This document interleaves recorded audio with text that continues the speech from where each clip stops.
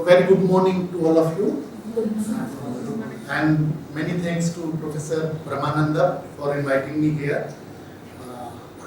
And the topic that I have been given is understanding contours of content and discourse analysis in research. When we look at research methods, then what happens is we see that there is quantitative method and there are qualitative methods. Generally, what happens is research methods generally are defined in terms of and are understood in terms of binaries between these two, that is content analysis the qualitative methods and the quantitative methods. But as you know that it is not only the qualitative and quantitative methods, they are also what? Mixed methods. So mixed method approach is also there. But apart from that, what we are here interested in is that how do we understand the quantitative and qualitative methods first. In fact, these binaries met many a times, and the quantitative method helps in developing qualitative data and research, and on the other hand, qualitative method assists in quantitative data and research. How does that happen? See, when we suppose, let's say that we want to look at the poverty, then what we see is that there are, let's say, 50% of the people who are above the poverty line and 50% of the people who are below the poverty line. Then this is the quantitative data. But to make sense of this, what do? We go for the qualitative analysis. Then what we say is that the people who have more resources are actually having control, are the people who are 50% who are the above the poverty line. But those who are below the poverty line, then what we see is that those below the poverty line are not having the resources. So this is the way that we see that the quantitative and qualitative analysis is done. Then in terms of qualitative method also, then what happens that when suppose we say that there are haves and have-nots, okay, then just making this statement has no meaning that there are haves and have-nots. To understand that, what we'll have to do is we'll have to quantify it and say that, let's say, 25% of the people are haves and 75% of the people are have-nots. So this way the quantitative and qualitative methods both in a way go hand in hand. So these binaries actually sometimes don't work. If you are working particularly, let's say, in the area of economics or statistics, there you can have merely the quantitative analysis. But when we want to make sense of the data, then we need to go for the qualitative analysis. And from the qualitative data also, what we infer, we can infer that how the quantity also matters. And that's where this qualitative and quantitative research go hand in hand many a times. Then the results of qualitative research conducted after the quantitative research is complete can give depth to results and increase its decision-making value. And on the other hand, the qualitative research findings can add critical information and rich description illustrations, enhancing the information collected in quantitative research. That is here, let's suppose we are looking at the regional imbalances. Okay? Then what we see is that within, let's say, in the Karnataka, within Karnataka, there are some regions which are relatively better off. There are some regions which are not so developed. So the developed regions, suppose there are, let's say, 20 districts total. Then what we'll see is that 15 districts are less developed and 5 districts are more developed. And that's where what will happen is will make a sense of this quality into quantitative. Then we can say that majority of the districts in Karnataka are having regional disparities and they are not so developed, whereas only 5 districts are well developed. So this way what we do is we make sense of the qualitative and the quantitative methods. But what we are here more concerned is, we are concerned with the content analysis. What is the content? Whenever you read a book, then you would be looking at that there is almost first or second page of the book which says contents. And what is the content? Content would tell you that what are the constituents of that particular book. Okay? The chapters are the constituents of that particular book. And first, from the book itself, you would be able to know that what exactly this book talks about. But maybe like democracy. Suppose some book is on democracy. The book on democracy may not tell you that what are the contents inside. Maybe the democracy might be concerned only with the Indian democracy. And there could be a book where it is written democracy, but that book also talks about the democracy in comparative perspective. So from the contents we would get to know that what exactly the book is talking about. Then what is the content analysis? Why we are concerned with the content analysis? See, the content analysis is a systematic analysis of textual or non-textual information. What is textual information and what is non-textual information? Textual information would be like the books, the reports. Okay? The non-textual information, maybe let's say pictures, let's say movie, let's say documentaries. Okay? Those would be the non-textual information. And when we look at these two, then what happens is that when we make a systematic analysis of that text, then that's where we say that it is a content analysis. Then contents are of different kinds. The documents, when we say content of the documents, then those documents could be of different kinds. Like the one is the official documents.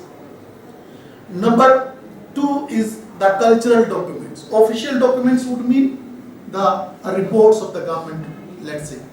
Okay? And the cultural documents, we talked about the movies, documentaries. So these are basically, or let's say magazines, journals, these are considered to be the cultural documents. Then personal documents, the diaries, the autobiographies, these are the personal documents. So the content analysis could be done of these different kinds of documents. Then unobtrusive method of data collection against surveys, interviews, focus group discussion, ethnography, etc. What is content analysis? Actually, in content analysis, it is a unobtrusive. Why it is unobtrusive? Because when we go for, let's say, surveys, or for interviews, or for focus group discussions, then what might happen is that the respondents to whom we want to talk, they may or they may not tell us about the information. But when we look at the documents, or let's say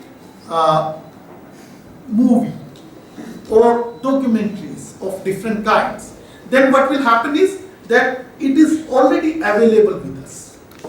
So that's why it is called unobtrusive method of data collection, because there are no obstacles in this.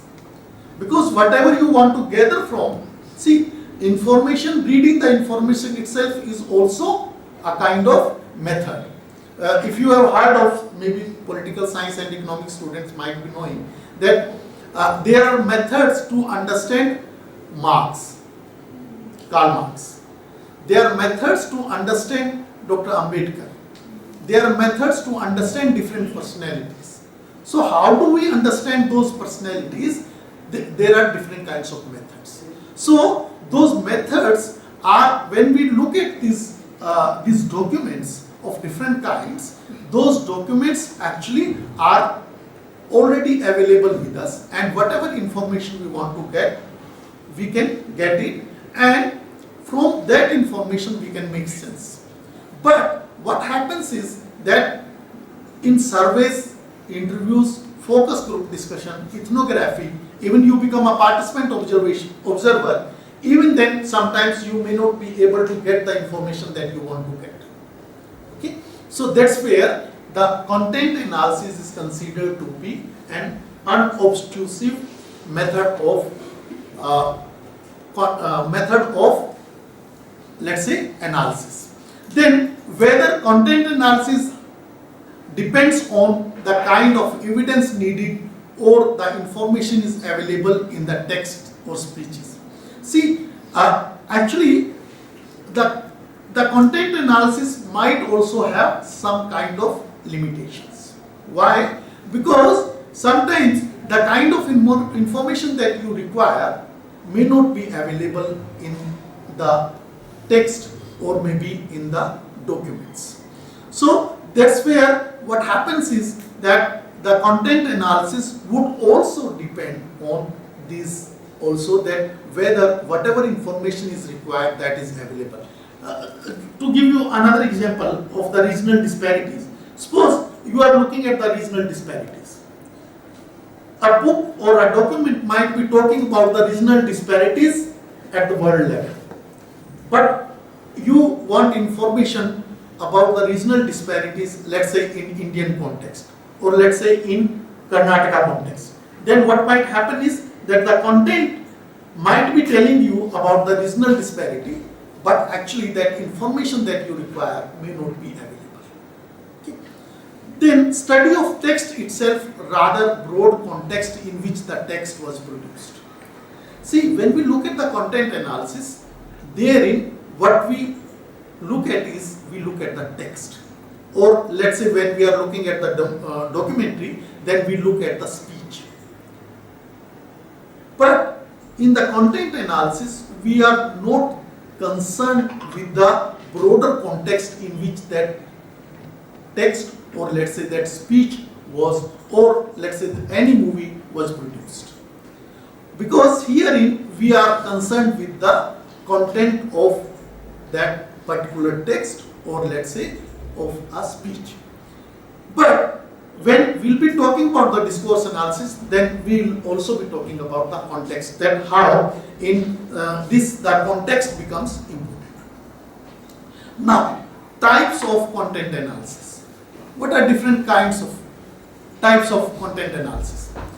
Quantitative content analysis and also the qualitative content analysis. See, it is not only the methods which are qualitative and quantitative, but the content analysis itself could be a qualitative one or the quantitative one.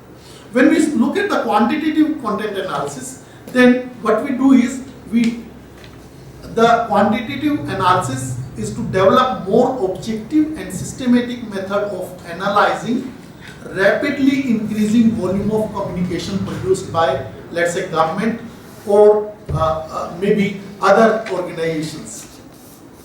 And this is someone Branham has talked about, that what we do is in the content analysis, in terms of quantitative analysis, therein it is more of a objective kind, and herein what we do is we do a systematic method of analyzing the increasing volume of communication. See, the volume of communication or volume of information, let's say, it keeps changing continuously. Let's say if you are looking at the poverty. Okay? Poverty is not constant.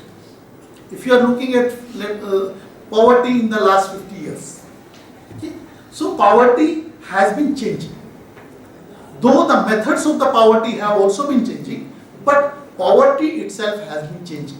So the objective of, let's say, a report by the now Niti Aayog, and earlier it used to be Planning Commission. Okay. When we look at the Planning Commission report, therein what might happen is that when we look at what is the poverty position at present, then what we'll have to do is we'll have to objectively understand that, and systematic method of analyzing that kind of report would be helping us in the quantitative analysis. Okay. This analysis is of usage and frequency of words, phrases and images and the patterns within the text. How often or how many. This is the major actually content of this. And the content analysis in the quantitative terms is the manifest content. Manifest content is that which is available, which is manifest.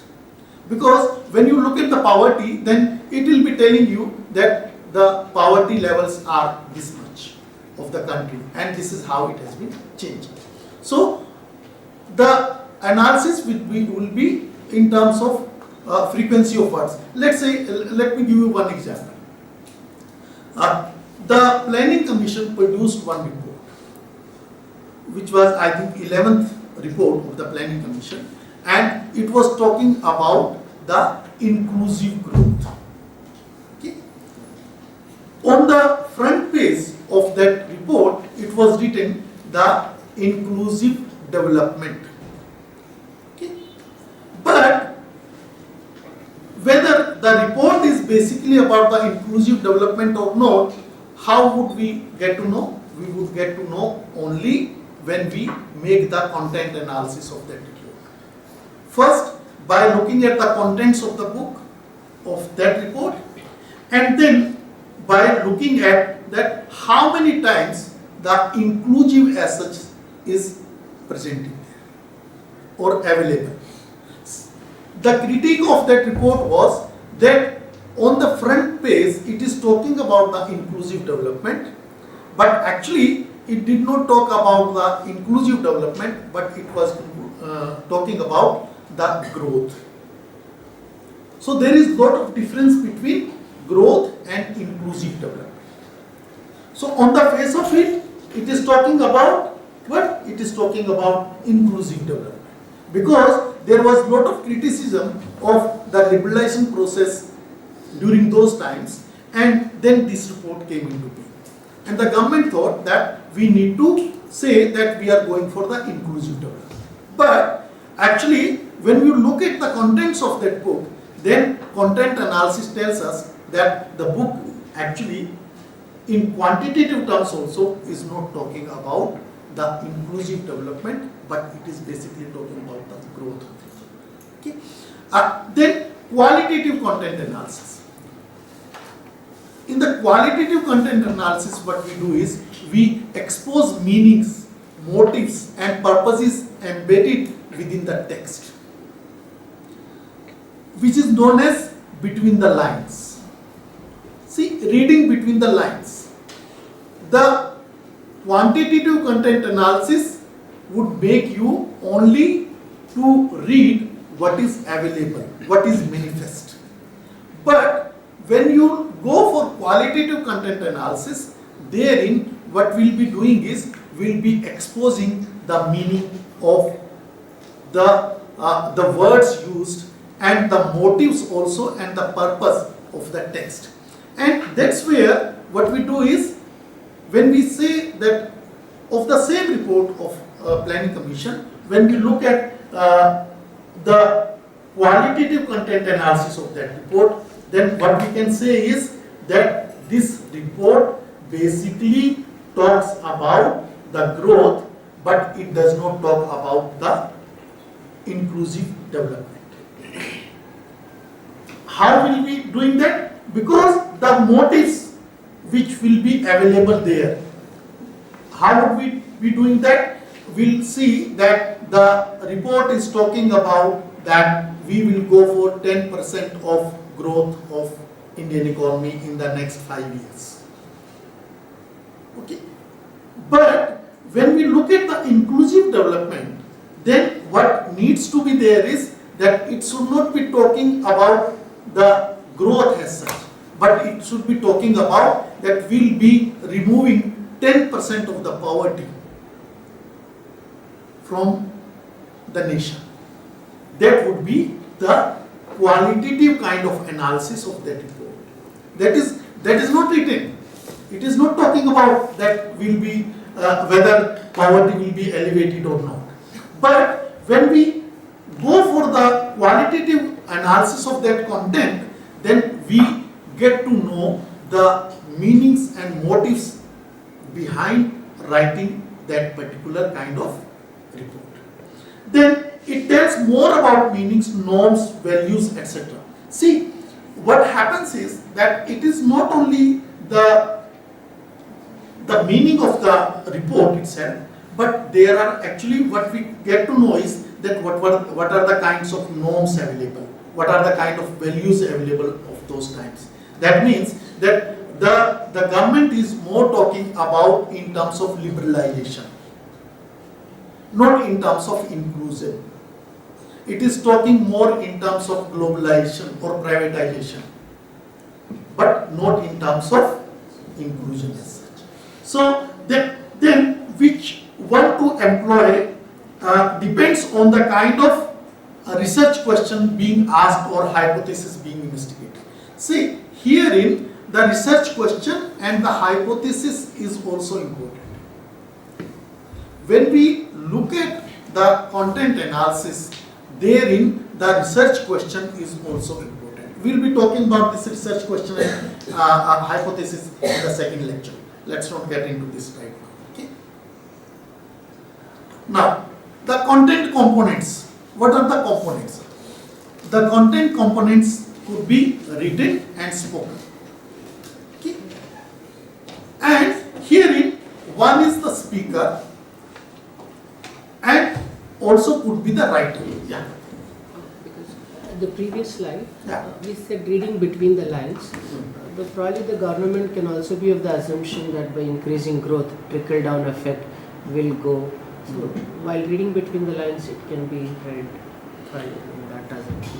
Most of the times, our traditional economics goes with that assumption. Yeah, Increase yeah. the growth and automatically everything becomes inclusive. Fine. Yeah. But Yeah. it's like we can interpret any way round, any way. So We can interpret that way also. That you are right, but that is the perspective of the government. exactly. That is not the perspective of the people.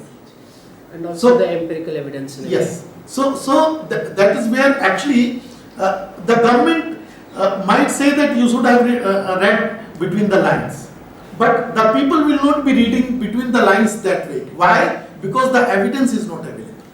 The evidence is contrary to that kind of assumption. Something should be explicitly said. Yes. Yeah. So here the content components are the one hand there is a speaker or the writer, and then the content, and then text and the speech. He or she will be talking in terms of content only through the content which is available in that particular text and the speech, and how that is taken by the hearer or the reader. Because see, content comes in between these two. I request you, all of you, listen. See, we are sharing, there is a group also. Each and every presentation we are sharing. So you listen it. See how Nagesh, you have any query, immediately you get clarified by the resource person. This is what my summation to all of you. Everything you have it. Everything it is there in there. There is our group is there, na? Methodology group is there. Each and every presentation we are sharing it. You have ready-madely available with you before and after. Most probably after only we are sharing it. So just listen it. Make a query if you have any. That is what you will be able to catch it. When you go back, you can read that. whether this is so. I mean, if you are comfortable, this is okay. But I would earnestly request you, listen it, make queries immediately, not at the end of the story. While proceeding, if you are not able to get whatever, you can make a query on it, you can get a clarification. That's all. Even if you are, you can do that immediately, that is also fine. Yeah, I was But after that also, if you think that there is something, what happens sometimes, it does not come occur to your mind. Then it might come little later, then at That the end also of the, is, yes. at the end of the lecture, that time also. we I can thought discuss. 10 times, then I felt that the slide will go off, it's better I ask enough money. Okay, fine. So the content component are these, actually basically these three, wherein the content is important, but it is related with the speaker and the writer, and also the hearer and the reader. So these are the actors in this particular kind of format. Then what are the steps we take in the both the content analysis, whether it is a qualitative or the quantitative one? What we do is select both population of texts and the material to be analyzed. As you know that if you are making content analysis can be done of one particular book, it can be done of a particular topic or a theme also. And if you go for a book, then book is already, one book can also be made as a content analysis. One can do content analysis of a book or the document. But at the same time, if you are going for the thematic analysis of any kind of theme, then therein what will happen is you cannot depend on a particular book. You will have to gather the different kinds of text available on that particular theme. And that's where what you do is you need to select both the population of those texts and also the material to be analyzed. Material here would mean that sometimes you may not have text. You might have, as I said, documentaries, movies, or magazines sometimes. Okay, that way actually these two are the things which are available or which need to be there for both qualitative as well as the quantitative content analysis. Then what we do is, second aspect of this is that we need to define the categories.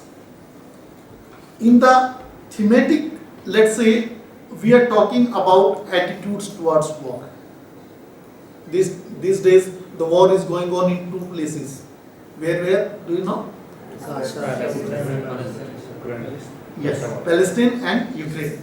So in these two kinds of issues, suppose there is, after some time, there would be many books which will be talking about this.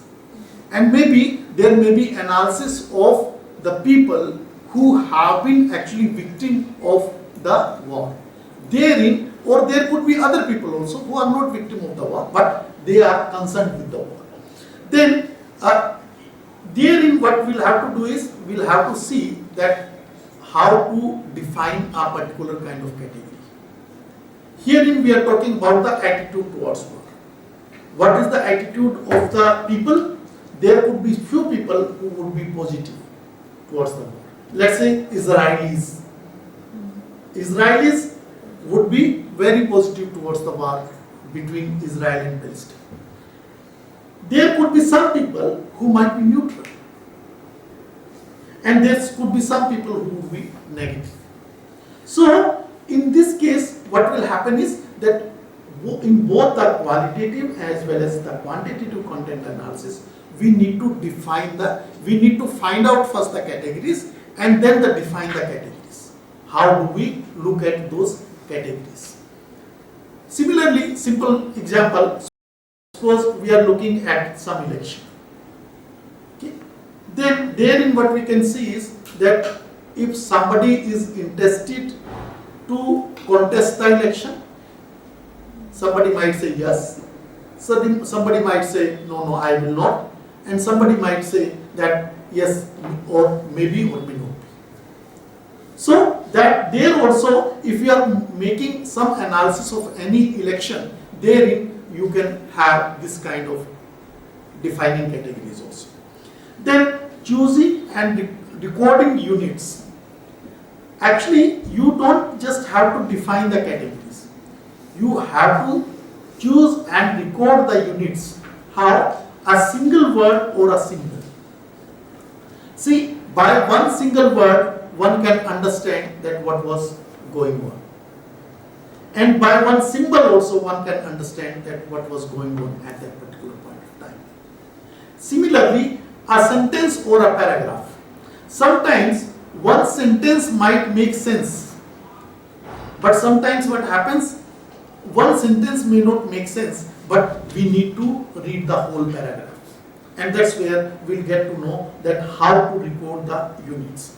Then there could be a theme, there could be a character, and there could also be an item or the whole word. So in this what we do is, we choose the recording units, that what are the kind of units that we are looking for.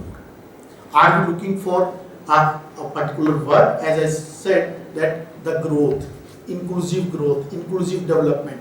So if we are looking at that, then we need to find and choose that these are the categories available that we are looking for.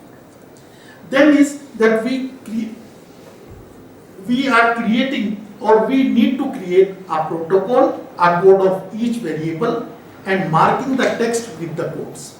See, when we are making this code or each variable of the code, then what we need to do is, we need to look at that how, like the attitude towards war. Attitude towards war, and how do we mark the text? See, in the whole text, there will be many a times that this particular aspect might appear.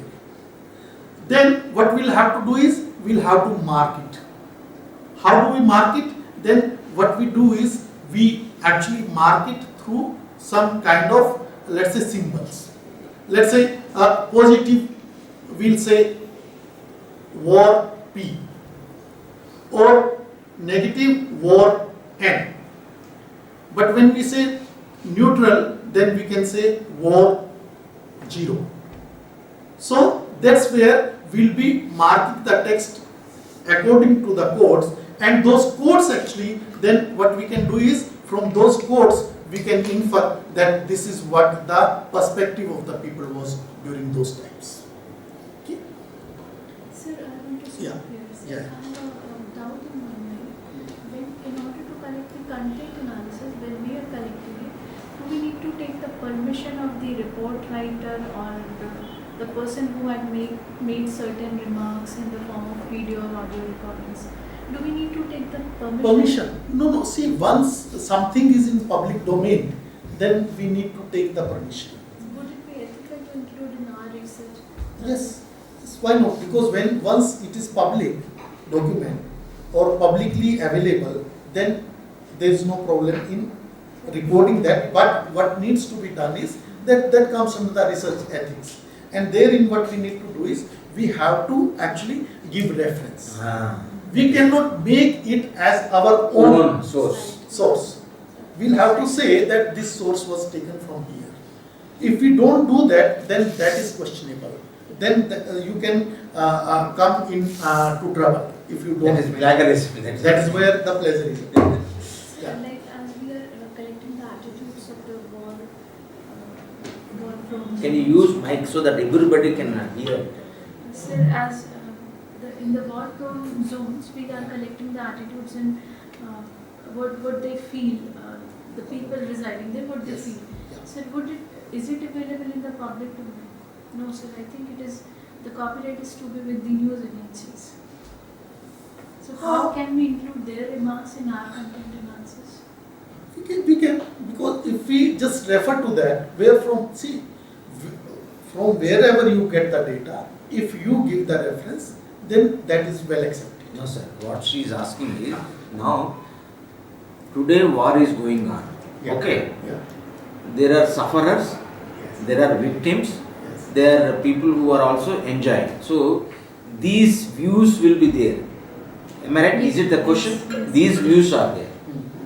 But question is whether these views, because until and unless you go for a field work, that is your source. Right, sir. Okay. Right. Hamas war is going on now. Yes. If you got an opportunity to visit there for a field work, then that is your source. Yes.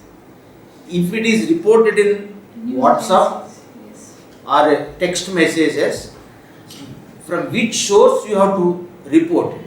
So that itself is a research ethic. Without quoting that am I right? That is what exactly you are asking? Sir, yes, I am asking the same. The news agency have the copyright of it. Do we need to get the permission from agencies who are telecasting the video or the audio, or we can just quote it and use it in a... Now, if it is public domain, you can Yes. quote it. You don't need to take permission. If it is public domain, it's already, they have displayed it for public purpose. You see? See, there is a online, it is there. News agency like BBC. It is a public domain.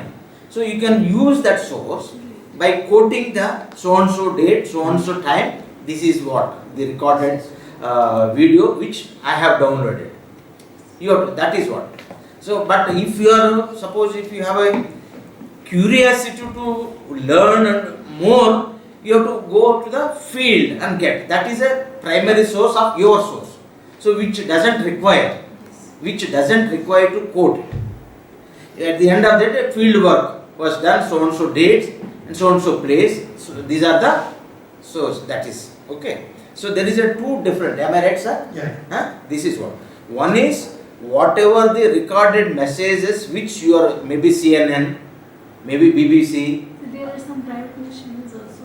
If we will quote them, would Yes. it be ethical? Yeah. No, provided if you get that. How you get it, that is your intelligence. You have to approach them. This is what the topic I am doing it. Would it be possible to share your, which I got to know the news. So if they give, you have to mandatorily you have to quote their source. That itself is a authorized permission for you. Am I right?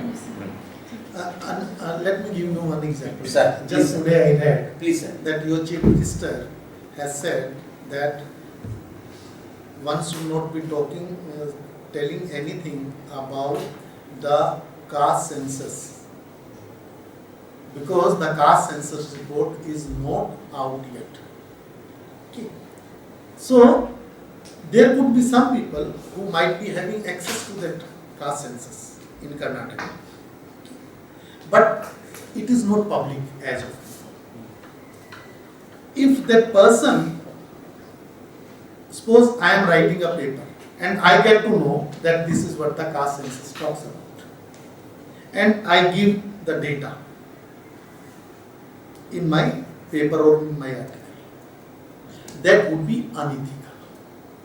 That would be questioned, and I can also be punished for that by the Yes. company.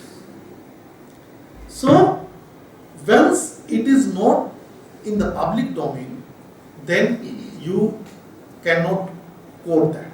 You cannot talk about that in your paper, which is going to be in the public domain. Privately, you can talk so many, but when it comes to writing your own, let's say, article or your own paper, then you cannot quote that unless and until the government of Karnataka has made it public that this is what the data tells. Okay? I hope you got the clarification. Certainly. So what SAR says, whatever document, if it is public domain, you can use it. Even suppose, in addition, added information I am sharing. Suppose the caste census in Karnataka, it is not in public domain. By any chance, if you got it, you can't quote it. Maybe Deputy CM D.K. Shivakumar Saab has given to you. It is not public domain. And the government has every right to punish you. Government has every right to punish you. Because it is their document, it is their property. Once it is out, you can use it. Until unless it is not out, Even if you have a document now, or even if that Kanti Raja, Justice Kanti Raja, no? Even if he shared you also, you are not allowed to, you don't have any right to comment on it. That is stealing of something, no? It is just simple.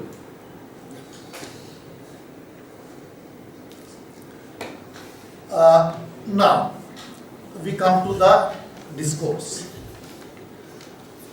What is the discourse?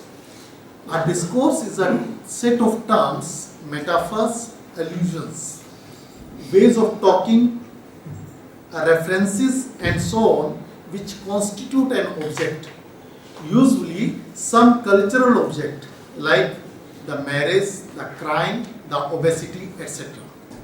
What happens is, like discourse, see, the content is different and the discourse is contrarily different. How? That in the discourse content, we may not be talking about the metaphors. We may not be able to understand, or we may not be, let's say, making sense of the metaphors.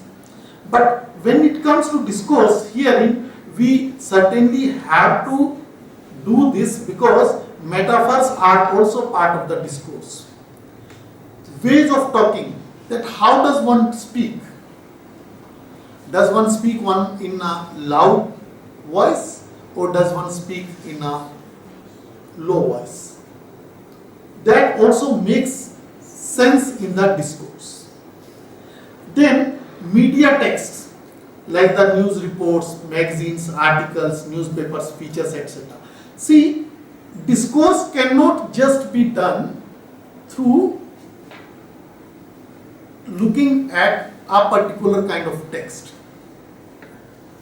Because to understand the text, we need to get into the context. In the discourse, the context becomes important. Then personal accounts. There could be some interviews, diaries, etc., etc. And therein, to and fro of exchanges in talk or the text that performs social action. See, what kind of social action was produced? Suppose there was some protest. You must have heard about the peasants' protest in Delhi around one year or 2 years back. Okay. Therein, what we need to see is that was the social action. And in that social action, what was the kind of exchanges which was going on? To understand that discourse of peasant movement, then what we have to do is, we'll have to look at that what were the kind of social actions that were taking place at that particular point of time. And discourse is as language in interaction. Discourse is not just language. Discourse is, when we are looking at the content analysis, then discourse can, the content can be looked at language, merely as a language.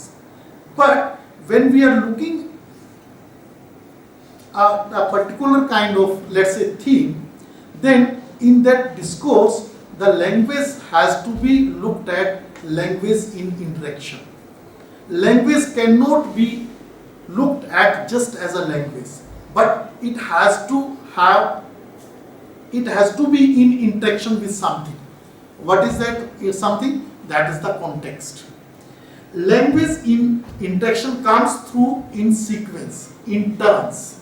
Each turn has an implication for the next.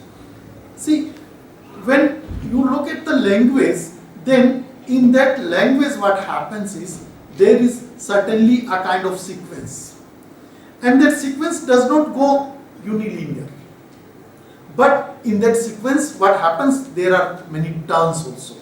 And to understand the discourse, we need to understand those turns. If we don't understand those turns, then that cannot be a discourse analysis. It is hiding. So I think Doctors delivering diagnosis. Yeah, I just wanted to give this example to just a second. Yeah. So, an example analysis is that the doctor delivering the diagnosis. Sometimes what happens is that suppose some relative is there and that relative is having a disease which is not to be told to the patient. And therein what needs to be done is that the doctor, can he tell to the patient that you are suffering from this disease? No. So, It affects. yeah, psychologically it will affect. And when you are looking in that context, then what after diagnosing that particular kind of disease, the doctor will not tell to the patient, but who, because to understand the discourse, what it has to be seen that did he tell to the relative, to the friend or not. To understand the discourse, herein what we are concerned here is that on the one hand, the manifest meaning is not being given to the patient, but the latent meaning is being given to who? To the relative. So that's where the manifest and content, manifest and the inherent meaning becomes different. Objects of discourse. What we have already talked about this, that the discourse refers to any utterance which is meaningful. See, discourse, if anything is not meaningful, therein we cannot say that this is the discourse analysis that we are doing. See, when suppose you are looking at a particular written text, therein what might happen is that sometimes there might be some utterances which may not be useful for your theme. Like in the poverty alleviation, let's say some book is on poverty alleviation. Then in the poverty alleviation, there might also be regional disparity. Okay. But regional disparity you are not concerned with in the poverty alleviation. If you are concerned with the regional disparity, then you will not be concerned about the poverty alleviation. So, in the discourse, what we need to do is that it refers to any utterance which is meaningful. Actually, without understanding the meaningfulness of a particular kind of word or particular kind of, let's say, theme, we will not be able to understand the discourse. Then we will be diverting from the discourse. Then herein there are written text, oral text, speech and talk, then mixed. Sometimes the discourse may not always be on the basis of written text. It could be on the basis of mixed, both oral as well as written. Like if suppose you want to look at that how there has been a change in the children's psychology. Okay. In, let's say, 21st century. Then what we'll have to do is, how do we do the discourse analysis? We cannot do that discourse analysis just by looking at the text produced during those times. What we'll have to do is, we'll have to look at that what was going on in terms of technology, internet, chat. Because the 21st century child psychology is not only affected by the written texts or written documents available, but that is also has to be inferred or taken from the internet or, let's say, chat or WhatsApp, etc., etc. Okay. These days, for children also there are different kinds of apps available. So from there, what we'll have to do is, Herein, we'll have to have the mixed kind of documents, that is written as well as oral. Then discourse does not depend on the size of a text. What does it mean? That size of a text may be whatever hues, but discourse cannot depend only that particular text. That because this is a huge text, so it should be talking about the whole discourse. No. It has to have some relation, discourse has to have relation with the context. It cannot be understood by just that text itself. The context becomes very, very important, that how and what was happening beyond the text during those times. Discourse is a language above the sentence or above the clause. See, when we were talking about the content, what we were talking about, we were saying to read between the lines. Here, what we have to see, we have to look above the sentence. By looking at the line or a sentence, you will not be able to understand the discourse. But what needs to be done is, here it needs to be that language has to be understood above the sentence. By looking at the sentence itself, you cannot make sense of the discourse. Herein, what becomes important, that you need to not only see between the lines, but above the lines also. And that's where the discourse becomes important. In 1960s, the grammarians became convinced of the usefulness of considering stretches longer than individual sentences in their analysis. And that's from where that discourse becomes important, discourse analysis becomes important. At least two terms came to be used in parallel sense, that is text linguistics and the discourse analysis. Initially what happened is, this is the kind of journey that discourse analysis has taken. Earlier, it was the text linguists who were concerned with the discourse. But in the later phase, what has happened is that not only the linguists, but also the normal social scientists, they have also been concerned with the discourse analysis. Originally, some people preferred to use text to refer to written language and kept discourse strictly for oral production.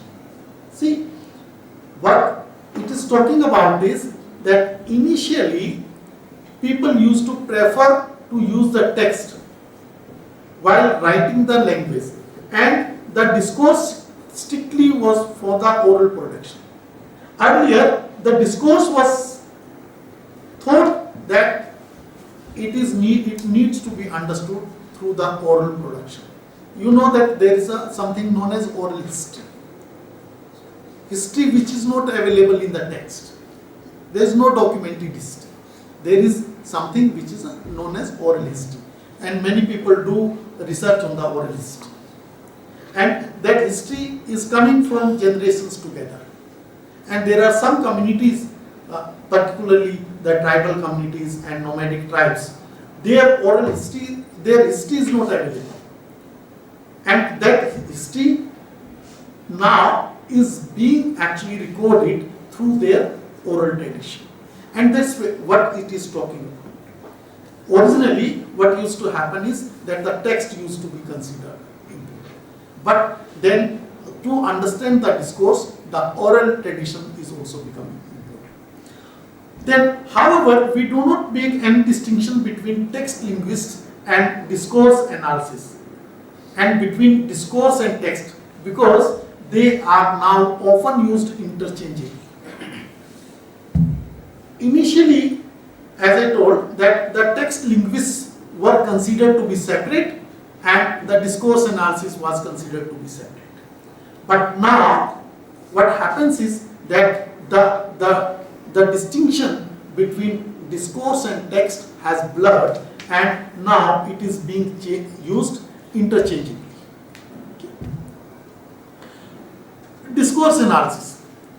the qualitative kind of analysis and explaining the ways in which discourses give legitimacy and meaning to social practices and the institutions and reproducing them. See, there are so many things or so many words which will make sense. One is that qualitative kind of analysis, what it does is it gives legitimacy to the particular kind of social practices. Like if you want to understand, let's say, which is known as sati pratha. Okay. To understand the sati pratha, what we'll have to see is that how the sati pratha was given legitimacy by as a social practice by the society. And not only that, in fact, what we see is that it did not happen at one point of time only. It was a continuous process. And that's where the reproducing becomes important. Similarly, the other social practices also are there which get legitimacy and also they are reproduced time and again. And here the discourse analysis becomes important only when something is reproduced, and that reproducible actually practice becomes a category for the discourse analysis. The discourse analysis consists of ideas, concepts and categories producing meaning in a particular historical situation. See, suppose we are looking at the nation building. Okay. When India got independence, soon after independence, what we were concerned about is, we were concerned about the nation building. Irrespective of castes, irrespective of religion, irrespective of languages, what was the purpose? The purpose during those times was the nation building. So if we want to understand nation building, then what we need to understand that how in that particular historical situation the nation building was being considered. Now we don't talk about nation building. We talk about nationalism, and sometimes we talk about cultural nationalism. Political nationalism, though political nationalism is not relevant after independence. But what here becomes important is that the historical situation in which those concepts, those ideas were produced. And that will be known through the discourse analysis. Without understanding the discourse of those times, we cannot make sense of that particular idea or the concept. Nation building means nation building, secularism for that matter. Secularism becomes important neither during the 60s or 70s, but it becomes important in the 80s, 90s. And now secularism is having a different kind of connotation. So, to understand this, what we need to see is, we need to see how that discourse has evolved around that particular idea or around that particular concept or a category. Then the elements of discourses brought through analysis of language, semiotics and conventions found in variety of oral, visual and written text. See, the discourse analysis, as I have been telling time and again, that it is not just based on a text or texts only. Herein, what we are concerned is, we are concerned with the language also. What was the kind of language being spoken? What was the kind of, let's say, oral or visual and written text were available during those times? And what kind of conventions were found to be? What does semiotics mean? Semiotics would, see, language and semiotics. Semiotics is what we say that the grammar of the language. Grammar of the language also becomes important. Grammar of the, sometimes language important, sometimes grammar of the language also becomes important. That when we are talking about the linguist, then in the linguistic analysis, the semiotics becomes important. That what was the kind of grammar of the language available during those times. Let's say sometimes you might be knowing about Charak Samhita. Charak Samhita was produced in a particular context, and therein the language of that grammar is of a different kind. It is difficult for a common person to understand that. And similarly, at the later period, when we see that maybe some other traditions were available of the medicine, and those medicines, therein what we need to understand that the grammar of that particular language becomes important. Then a relation of the text with the context as well as broader relation of the power and authority. See, discourse cannot be understood just through the text. And to understand the context, what we need to see is that what was the broader relation of the power and authority with that particular situation. Now, let's say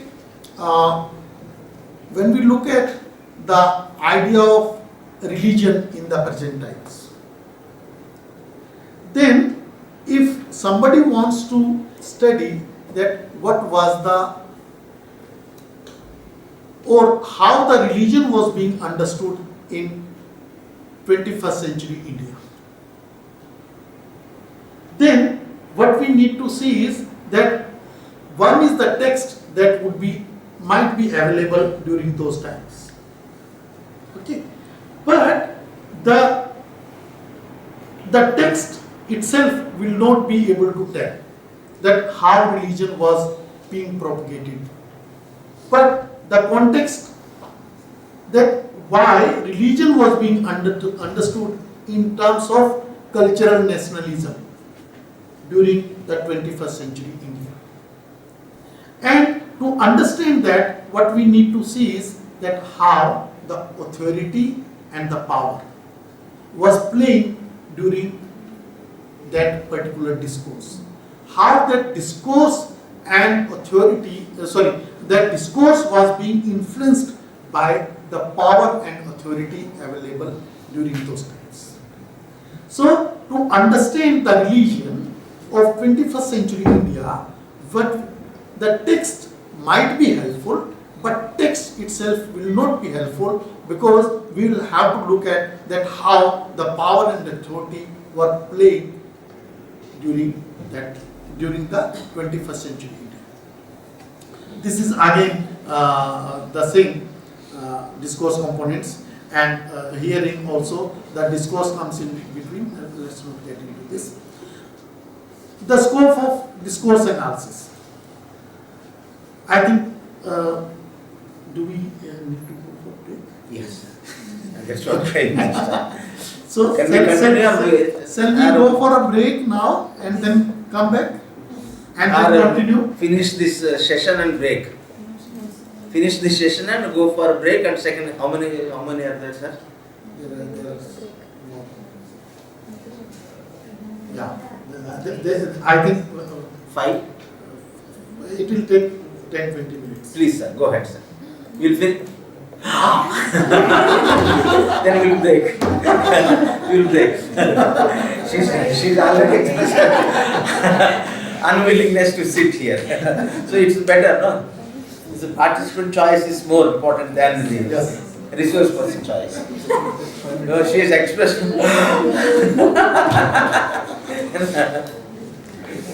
Because once, see, You finish it? We'll take 5 minutes. Only 5 minutes. Okay? Only 5 minutes.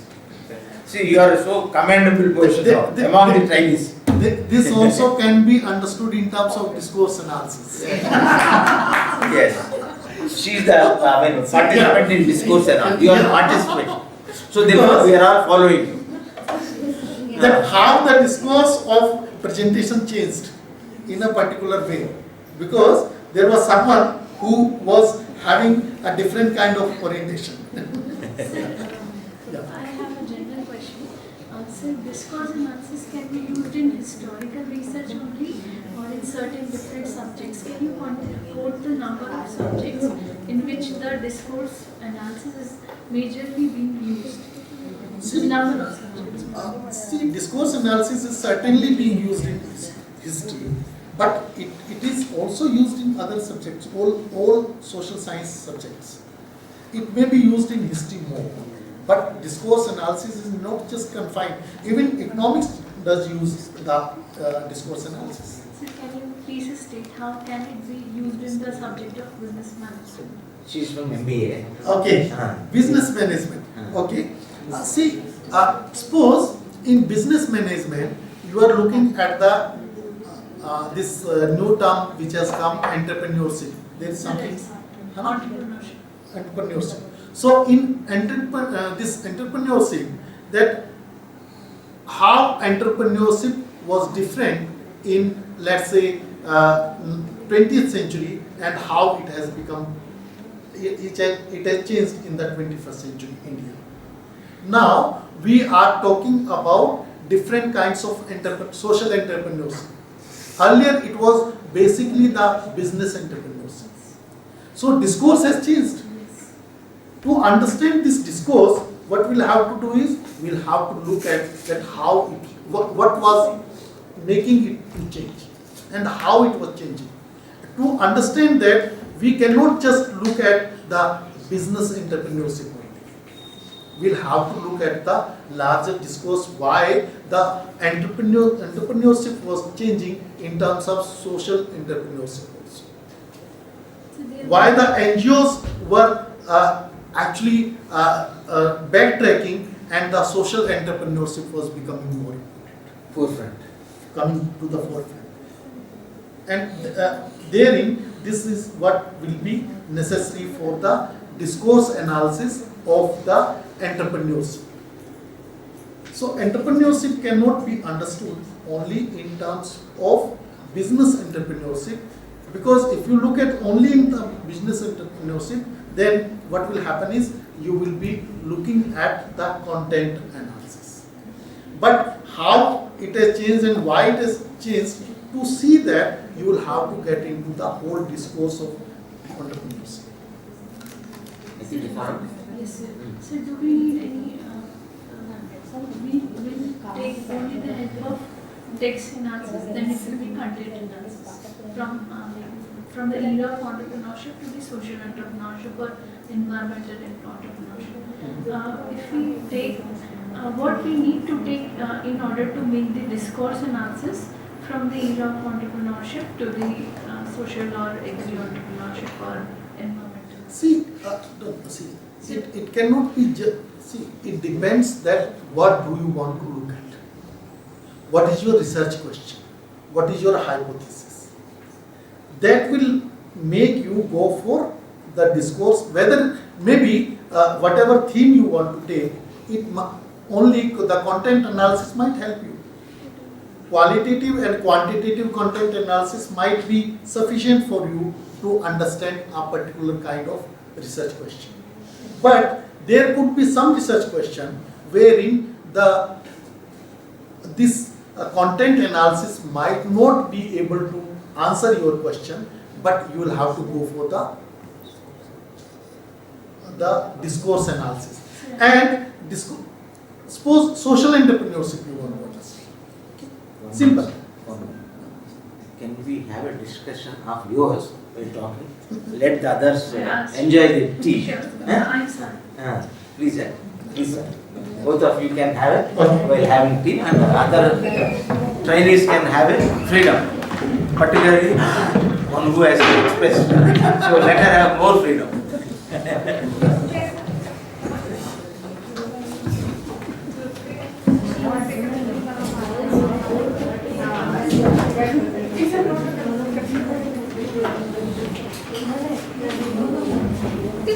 Aishwarya, come. Why you are not opening? No. then don't come to class. Come. मी मागे जातो मग. Come.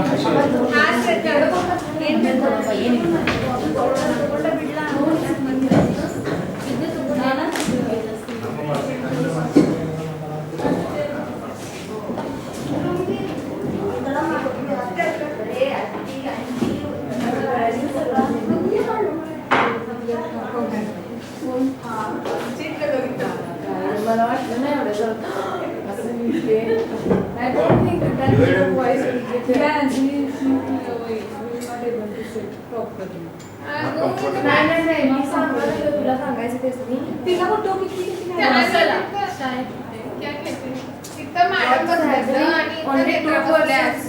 only two persons can sit. Mummy madam जागे बस असं माझं चला chapter 5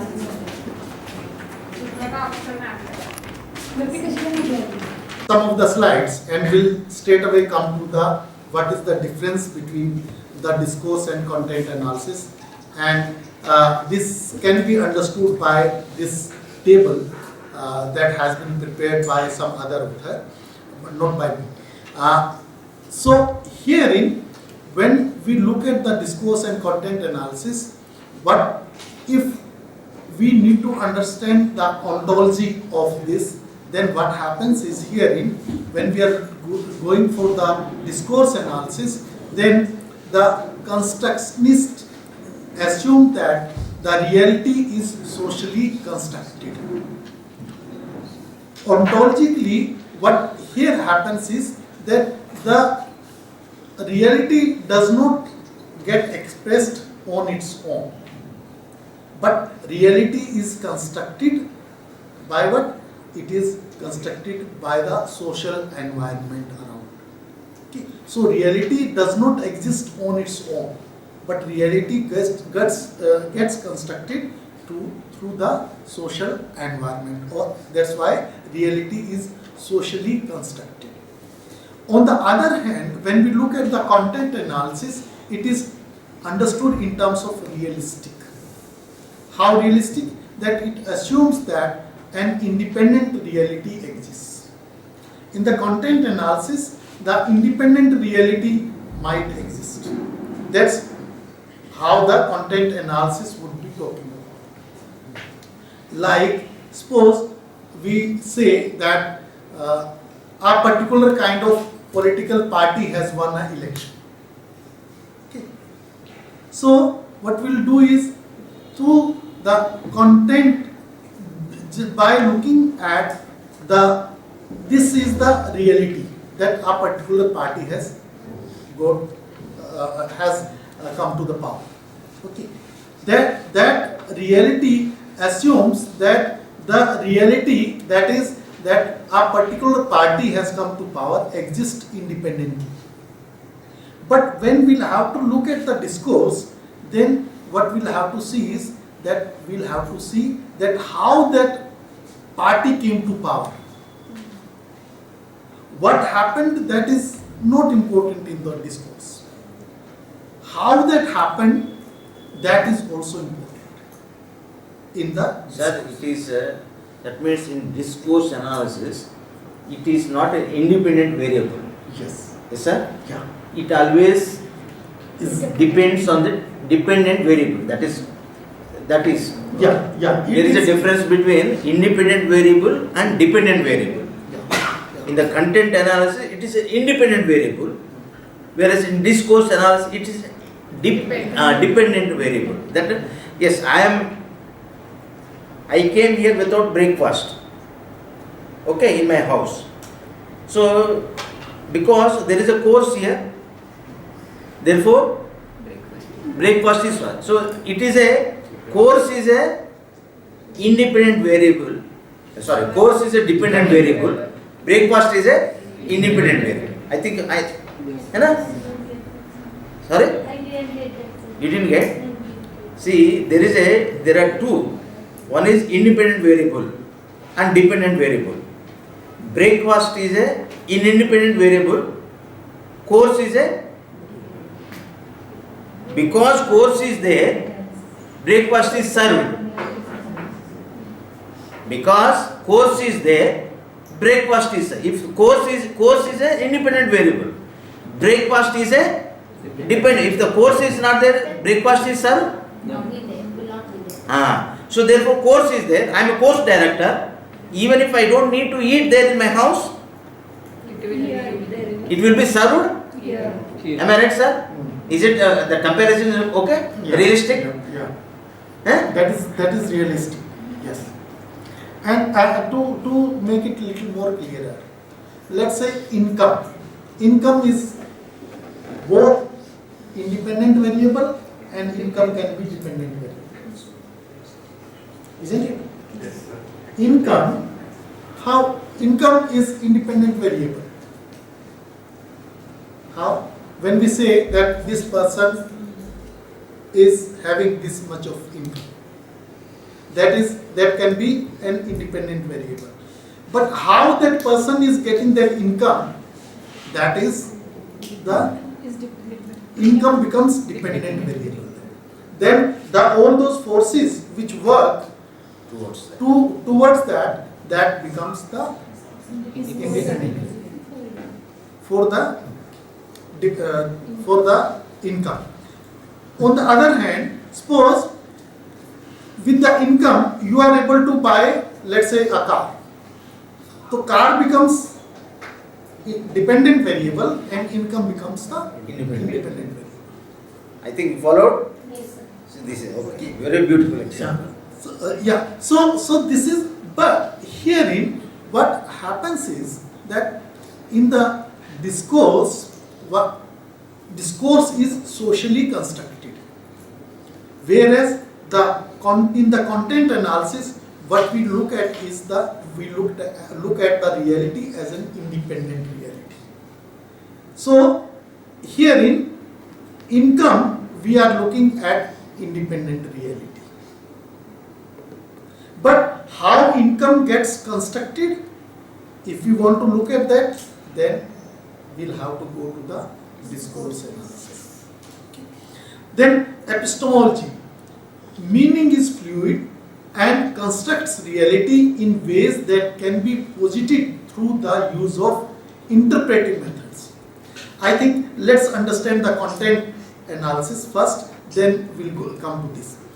Meaning is fixed and reflects reality in ways that can be ascertained through the use of scientific methods. It says that the meaning is fixed.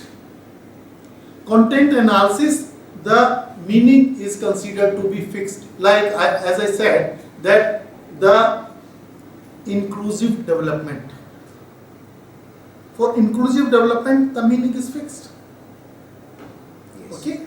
Inclusive development, the meaning is fixed. And it reflects reality in ways that can be ascertained through the use of scientific method. And how do we understand that inclusive development? Inclusive development,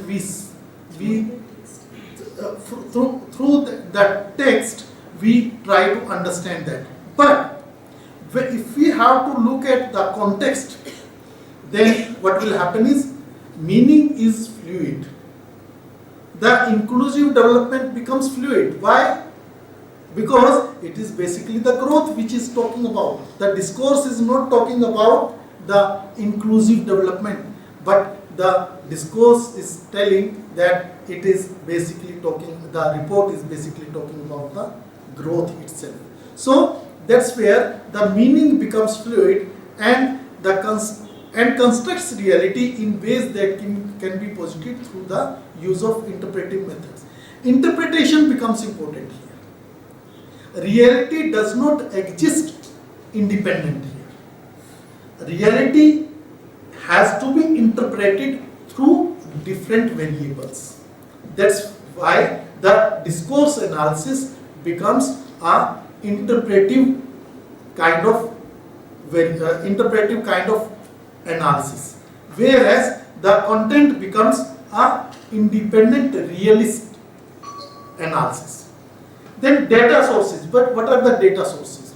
In the content analysis, the textual content in comparison to other text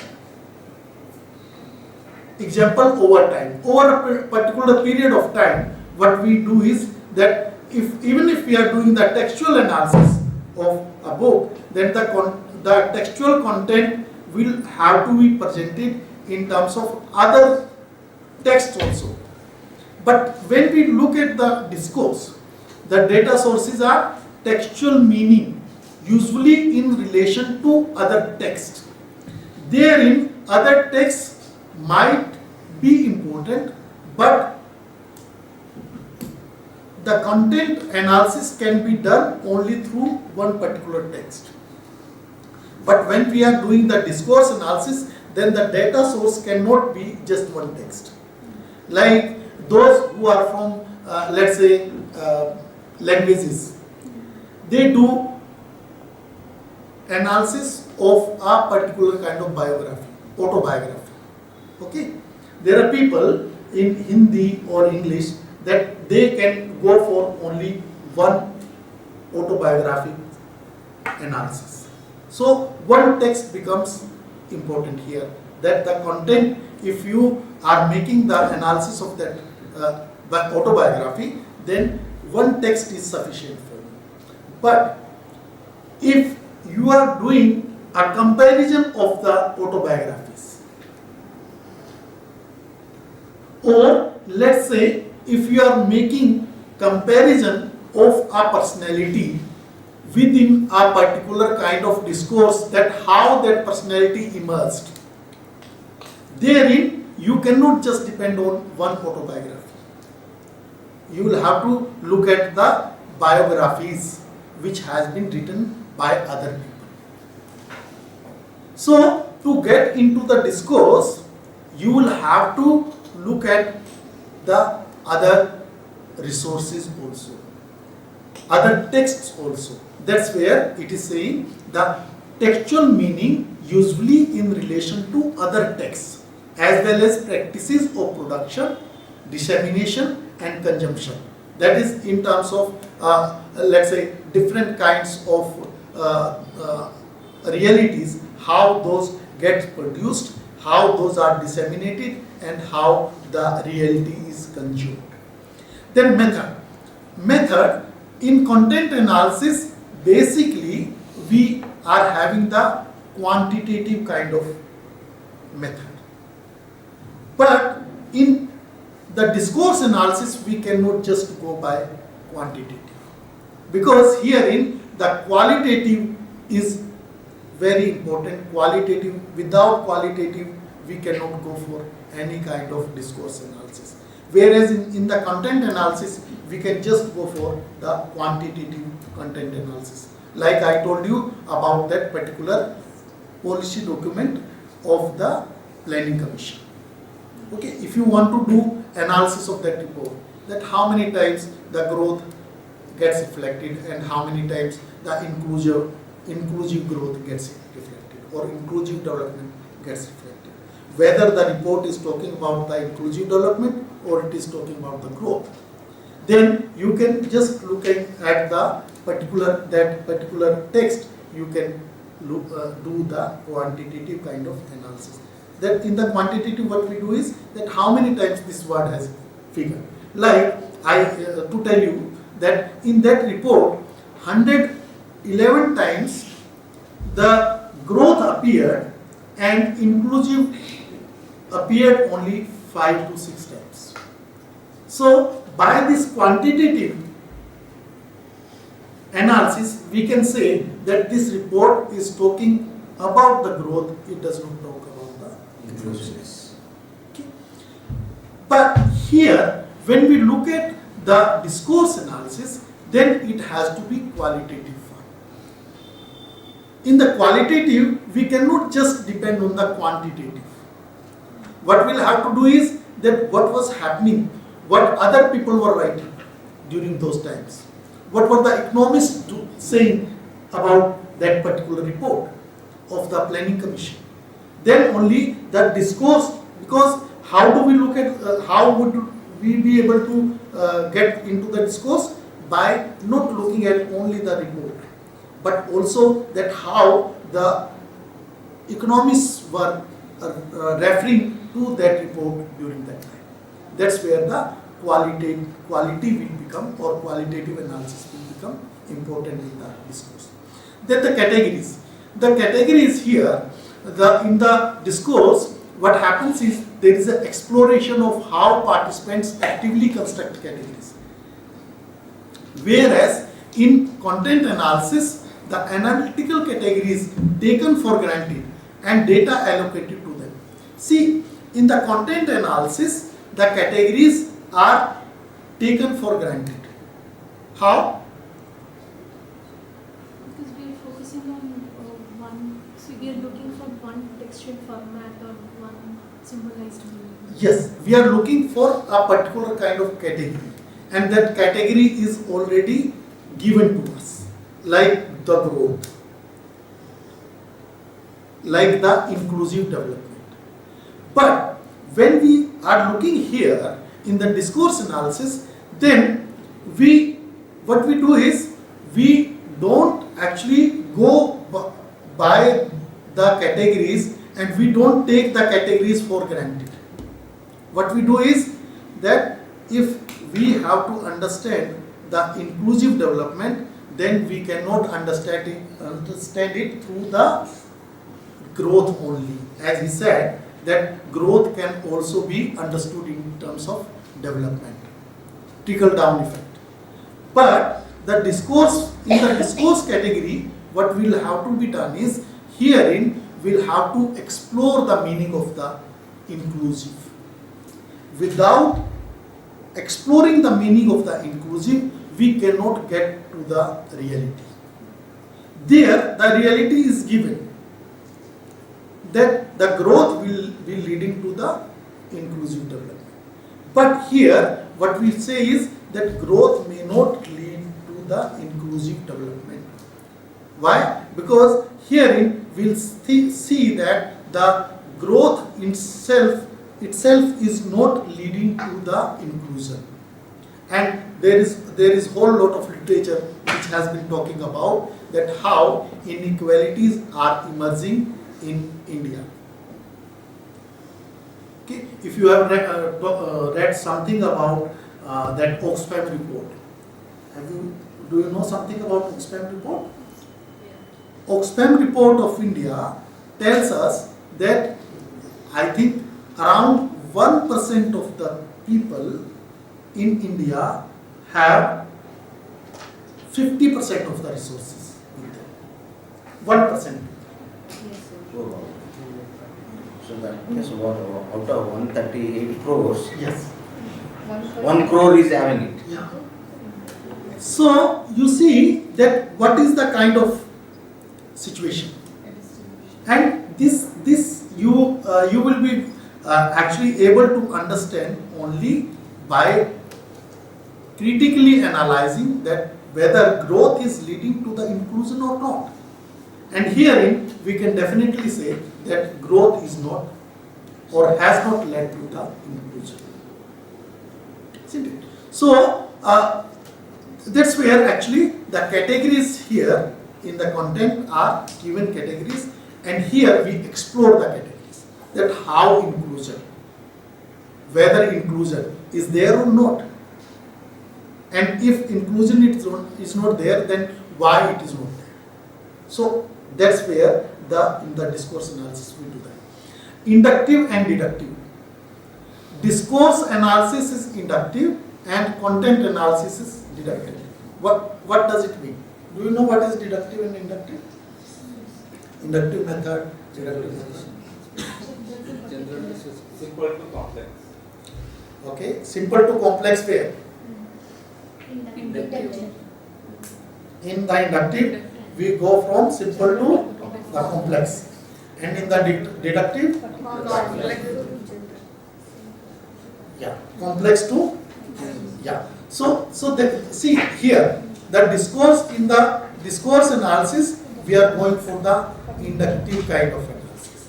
Whereas in the content analysis, we are going for the deductions or deductive approach. Then subjectivity and objectivity. Content analysis is basically concerned with the objective analysis. Yes. Yeah. And the discourse analysis is more of a subjective nature. Why? Because herein we are not only dealing with, see, I am not saying that this is a subjective analysis. Subjective analysis would mean that the researcher is having influence on the findings. No. Subjective here means that the data which is available, that is subjective data which we are looking at. And there it is the objective data that we are looking at. How do we look at the poverty? Poverty, we look at that 50% of the people are poor and are below the poverty line. But subjectivity, in the subjectivity, what we will be doing is that these poor people are not being included in the economic process. So this will become developmental process. See, this way it will become the subjective. It is not, though inside it is objective only, but actually that the subjectivity is coming from that object, that there are 50% of the poor population. Okay. Role of the context. You know very well that in the content analysis, the context is not so important. Does not necessarily link text to the context. Because here, what we are concerned with is, we are concerned only with the contents, not with the context. But in the discourse analysis, we cannot just be concerned with the contents only. Even if you are going for the qualitative content analysis, you cannot just look between the lines in the discourse analysis. You will have to look at what? Context. Above and below. Above the line. Above. You will have to look at above the lines also. Okay. Then reliability. What is reliability? Whether we can depend on the particular text or not. Whether that particular text reflects the true meaning or not. Okay. Method reflects that. Anything else? The method is reliable or not. Reliable in what sense? Can we go through how much is it Reflects the Able to accuracy. can we generalize the conclusion drawn from that kind of research? Reliability is a repeatability. Whether those in the same context, the repetition of the results can be done. That is what the reliability is. Okay. In this, what happens is that the formal measures of reliability are not a factor, although coding is still justified according to academic norms. We'll understand this. Differences in interpretation are not a problem and may in fact be a source of data. Whereas in content analysis, let's try to understand the content first. Formal measures of intercoder reliability are crucial for measurement purposes. The differences in interpretation are problematic and risk nullifying any results. In the content analysis, what happens is that there could be, the results could be problematic and might be nullified in the content analysis. But herein, in the discourse analysis, it becomes difficult. Because what happens here is that differences in interpretation are not a problem. In the discourse, there can be different kinds of interpretations. Discourse can be analyzed differently because there are different kinds of approaches available to understand the discourse. Where in the content analysis, it becomes problematic and it becomes at risk to nullify the results available. Because herein the content is important, because the content is already available. The reality is given to us in the content. But here the reality is not given to us. And where the reality is not given to us, there there could be interpretation could be a problem and may in fact lead to the source of the data. Okay, so from the sources of the data, we can have different kinds of interpretations in the discourse analysis. And that's where, when we look at the discourses, let's say the discourse during, let's say, ancient times. Okay, the ancient times discourse on religion could be understood differently by different people. How? Somebody might say that ancient means the Vedic culture, the Sanatan. And other person might say that ancient means the Buddhist culture. So the discourse of those times can be interpreted and understood in different ways as per the sources of the data. Are you getting? Because the interpretation, their interpretation is important. You can interpret the reality in different ways, because the sources of data are also available in a different way.